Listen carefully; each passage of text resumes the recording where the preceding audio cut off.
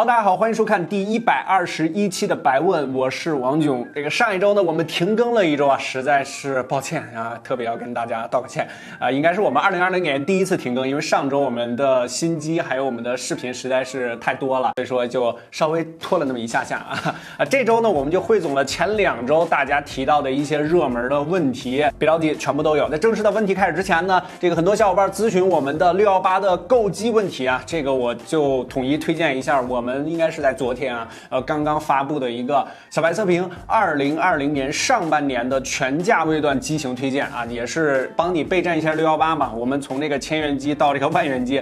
各个价位段给大家梳理了一遍，哪个价位段最值得购买的手机。选机的问题呢，大家直接都去看那期视频就可以了。OK， 干货多票少，第121期的白问，看看哪些小伙伴上电视了，都提了什么问题。第一个问题是来自微博的小伙伴 AON 啊，是一个小符号，然后 G 啊，白哥，荣耀 V30 Pro 和荣耀30 Pro 怎么选啊？都是 MX600，还有电影镜头，PDD 的补贴价到了2800，好像挺香的。今年30 Pro 和30 Pro Plus 呢，都做了非常详细的体验，而且呢，从配置上，或者说从性价比上来说啊，其实今年的30 Pro 呢，要比它的超大杯30 Pro Plus 还要好一点。主要呢就是在屏幕方面，因为30 Pro Plus 的屏幕呢是 Delta 排列的，应该是最差的一种屏幕排列方式。虽然说它有高刷，但是屏幕的显示效果确实不太好啊。如果要是比较喜欢荣耀的机器的话，其实今年30 Pro 呢值得选择但是它跟 V30 Pro 相比的话，其实我还是更加倾向一点 V30 Pro， 因为它的性价比确实是太高了，改变上呢并没有那么大。最主要的问题就是今年的30 Pro 它没有上高刷，所以说在屏幕上没有什么质的改变。我建议 V30 Pro 啊。好，下一个是 B 站的小伙伴 Pontata0， 对了，你的眉毛是在整容机构还是在医院纹呢？我也是天生残眉，想去问一下你的经验啊。很多小伙伴都发现了啊，我确实是纹眉了因为我是天生的残眉，就一点点啊。如果要是曝光灯一打的话，就直接看不见眉毛了，然后就显得我人特别凶，然后就很多小伙伴说你眉毛非常出戏是吧？现在纹了，现在我就变成了自信的眉毛啊。小朋友，你是否有很多问号？它是一个专门纹眉的，好像花了1000多块钱，具体我忘了啊，反正还可以吧。但是呢，它其实是一个半永久的，就过一段时间它就没有了，1年吧，差不多已经。我之前一直纠结啊，不去做，一个原因呢，就是我觉得钢铁直男总觉得有点别扭。然后第二个呢，就是如果你但凡把它开齿了，那你以后肯定要一直去，直到我妈都觉得我眉毛确实不行了，所以说我就去了一下啊。好，下一个是来自微信的小伙伴 Slacker， 白哥，发哥今年的处理器发的挺多啊，这才发布的红米时差的天玑820是之前天玑800的超频版吗？这是什么定位？和70820相比呢？其实这个问题在之前我们终端机的横屏之中呢跟大家聊过了啊，那里边有时差，还有就是天玑的820，然后还有就是 Z1，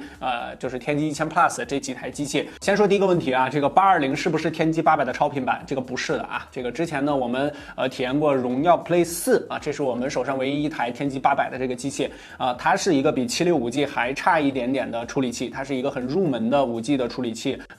跟天玑820是完全不能比的。820呢综合跑分是能够到40万多，它的定位呢其实就是终端咯，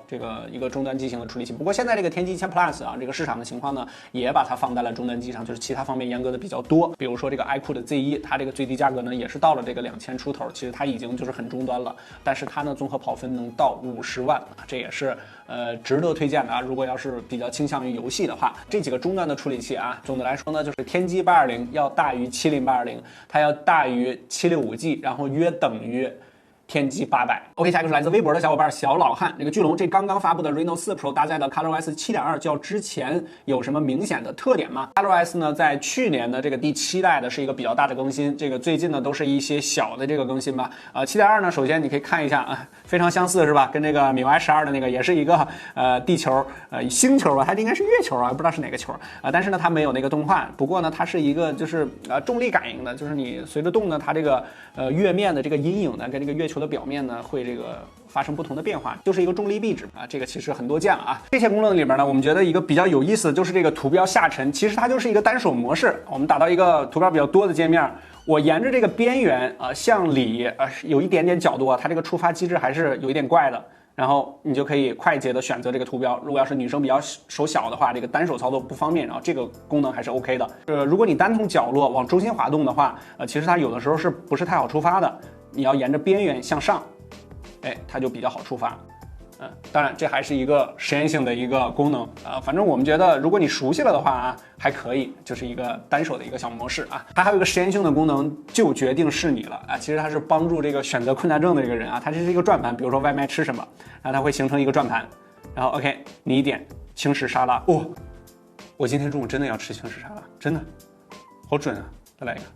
陕西小吃，不好意思，我们附近没有外卖吃陕西小吃。好玩的这个转盘就是可以跟朋友一起，或者说你自己这个纠结症犯的时候啊。好，下一个是来自 B 站的小伙伴夏雪的夏雪啊，我是夏冰雹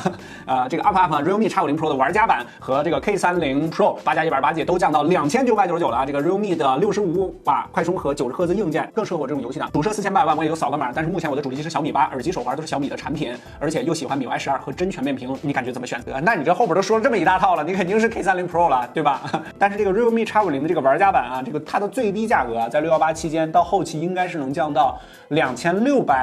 还是2698，就是还能再降200块钱或者说300块钱左右。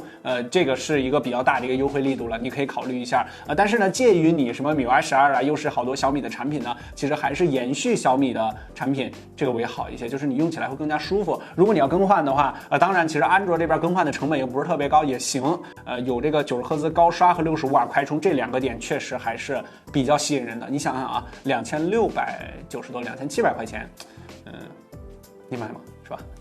反正我们在年终推荐里边推荐了这台这个玩家版本啊。好，下一个是来自微信的小伙伴生姜王，这个王就618有没有什么性价比比较高的3500元左右的5G 手机推荐啊？大家可以看一下我们年终的那个推荐啊。这个最近呢3500元呢其实还是有挺多机型的啊，比如说3500元这个档位呢有这个1+8，或者说之前有这个小米10 4000元以内的啊，但是这个小米10现在降价降的是很多，它已经降到了3500元左右。如果要是在这个价位段推荐一个水桶机的话，其实小米10是比较合适的。而且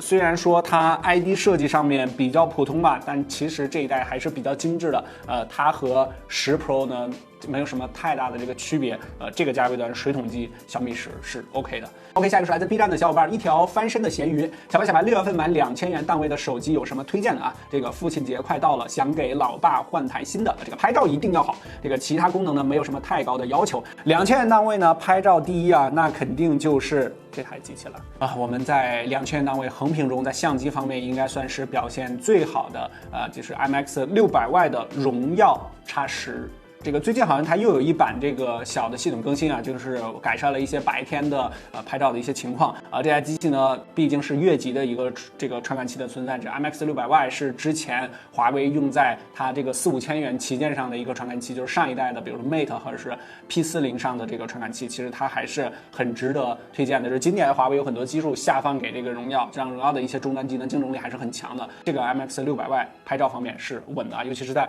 夜景方面的这个表现。OK。这周和下周呢都处在这个618的优惠期，但是呢，按照以往的经验呢，还是要提醒大家一句，这个618的这个集中的爆发或者说它的高潮吧，应该会在10号以后，因为还有一些新机要发布，也会赶在618的这个期间有一些优惠，所以说，我的建议是稍微等一等，如果你不是特别着急的话，就像这个什么玩家版，它后期呢可能会优惠到2600、2700左右的这个价格。后面如果要是再有什么问题，大家可以扫码关注我们的百万微信公众号，然后把你的问题回复到后台。下期就让你上电视，然后可以参与我们的活动，回复干货多票少，每期我们将会抽取有个小伙伴送出一份科技数码的礼物。上期的重要小伙伴赶紧私信我们的小编领取奖品，已经有2期了吧，3期啊，这个小伙伴没有私信我们，没有领取奖品了啊。如果你老不领取，我们就后面集中送给一个人，